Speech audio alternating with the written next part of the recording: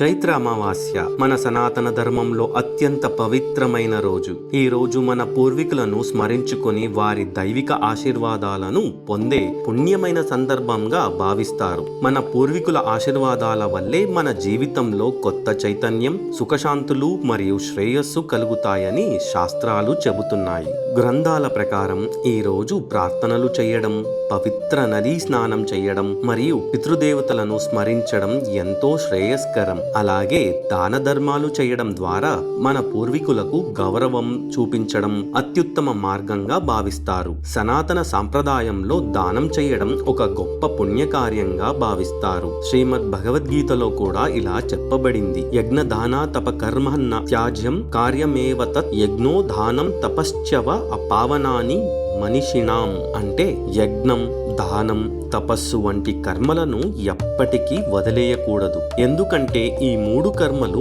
మనుషులను పవిత్రంగా మారుస్తాయని జ్ఞానులు చెప్పారు. కాబట్టి ఈ పవిత్రమైన చైత్ర అమావాస్య శుభ సందర్భంగా కేవలం 3000 రూపాయలతో 100 మంది పేద మరియు నిస్సహాయ వికలాంగుల పిల్లలకు భోజనం అందించవచ్చు. మీ చిన్న సహాయం వారి జీవితాల్లో ఆనందాన్ని నింపగలదు. ఈ పవిత్రమైన రోజున దానం చేసి పుణ్యం సంపాదించండి.